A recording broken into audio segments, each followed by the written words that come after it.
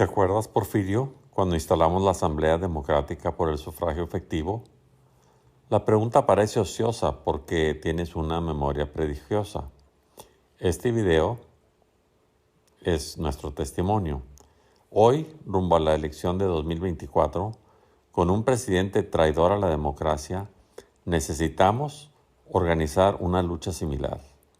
En la Asamblea Democrática participaron sin miedo docenas de mexicanos y mexicanas distinguidos.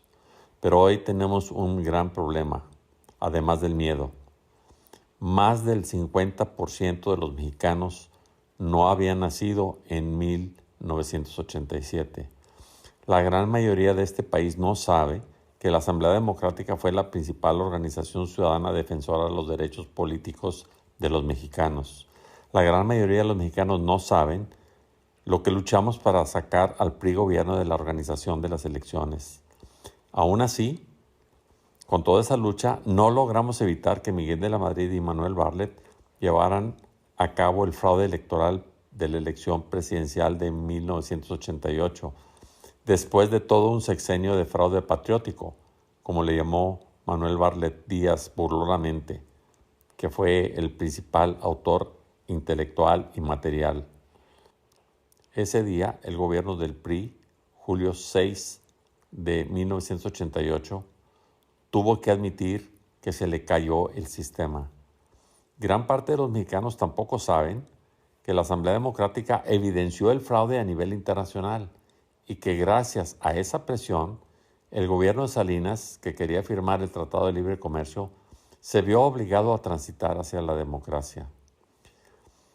De las propuestas en blanco y negro que nosotros elaboramos, emergió una nueva legislación electoral llamada COFIPE, que fue copiada por varios países. Incluyó 10 certeras medidas antifraude, como fueron la creación del IFE, un padrón confiable, funcionarios de casillas sin partido, credenciales con fotografía, boletas foliadas e infalsificables, urnas transparentes, actas de escrutinio también infalsificables, tinta en el pulgar de los votantes, un póster con los resultados a la vista del público después de la elección y castigos por delitos electorales.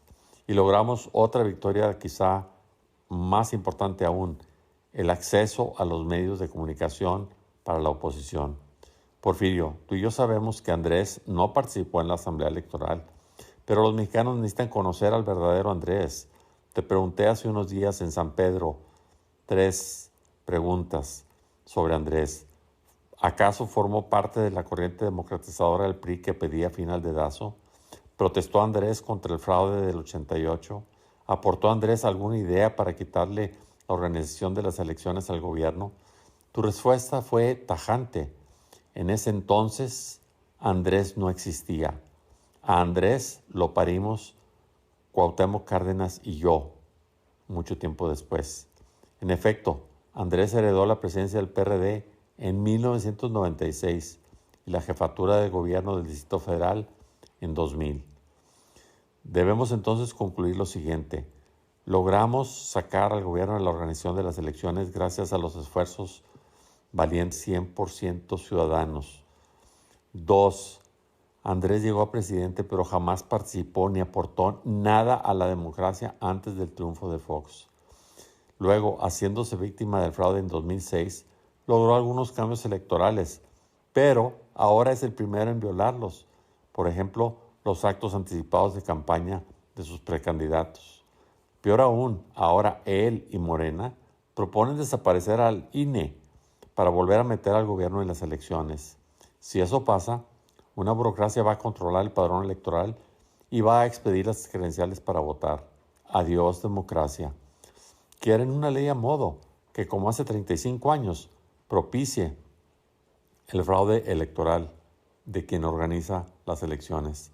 Porfirio, gracias por retomar esta lucha por México. Gracias por encabezar la defensa del INE. Necesitamos difundir este mensaje.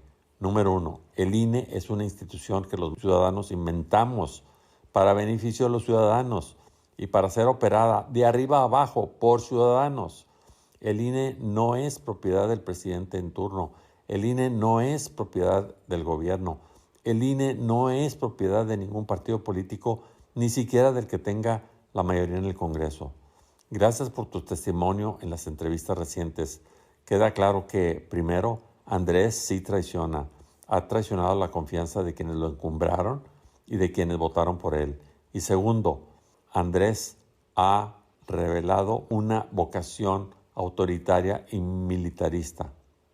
Y por último, Andrés no es un demócrata y nunca lo ha sido. INE sí, AMLO no.